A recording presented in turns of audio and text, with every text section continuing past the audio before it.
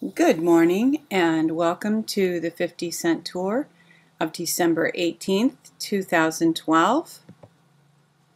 Hop on the Liberty bus, settle in, get cozy. I can't say fasten your seatbelt because buses don't have seatbelts, but be comfortable and let's consider some things that are going on. I really don't want to focus on the whole gun thing, but man, it's just everywhere, and we might as well consider some things, some opinions, what people are saying. English warning. Our gun ban caused 40% jump in gun crime. Don't give up your guns. And we've seen a couple of films recently, one with Keira Knightley about, I think it's London Boulevard, and another with Michael Caine, who was an older man living in a basically projects in London. And evidently there's a lot of violence in England. We don't think of it that way, but I'm not just going by films either. I mean, this says there's been a 40% jump in gun crime. So, as they always say, when you ban guns, only criminals have guns.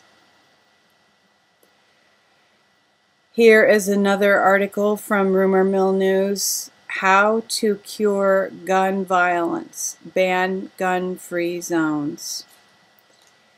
And I don't think I even need to comment on that. Another article from Rumor Mill. They are on fire today. EU ministers to create new world order bank. Now, as we've all been hearing, that there's going to be a new global financial system. There are going to be revaluations of currencies. In fact, a pertinent article is Iraqi President Jalal Talabani in coma after stroke. We'll see how that turns out, because people are saying that before Kuwait revalued their currency, they announced that their prime minister was in a coma or dead, or had some major issue in his life. So this could be smoke. But back to the point regarding the new economic system. What's really going on? Are the good guys winning? Are the bad guys winning? It seems like one day there's a lot of news that tips the scales in one direction, and the next day the other direction, which kind of reminds me of the black and white of the chessboard, that the elite the Illuminati tried not to stay either black or white. Hopefully, though, they really are losing control, and my husband and I were talking about it the other day, and when you get these conflicted news articles that some things seem like there's breakthrough imminent in the financial system with arrests and so on and so forth, and then you still have this tremendous pressure to ban guns and raise taxes. It just creates confusion. But the reason this happens, even if we are close to breakthrough, is that these people never, ever, ever quit. They just don't quit. And as Christians, we sometimes have been told the devil never sleeps. Well, I don't think that. I know these people sleep, but their agenda does not rest. And they are constantly pushing their agenda forward. Here we have news that suspected use of pedophilia by the British security services to blackmail and control public figures in the United Kingdom. There's been a lot of talk recently about pedophilia, people high up, guys who are friends with the prince, and just a lot of dark sexual things that seem to go on. And There was even an episode of Sherlock in which they had royals implicated in bizarre sexual behavior. So we know this is an issue. Hopefully it'll be exposed more and more, but we also know that blackmail is one of the ways that the evil cabal really maintain their grip. And if you've read Bryce Taylor's book, about mind control, she had experiences with Bob Hope.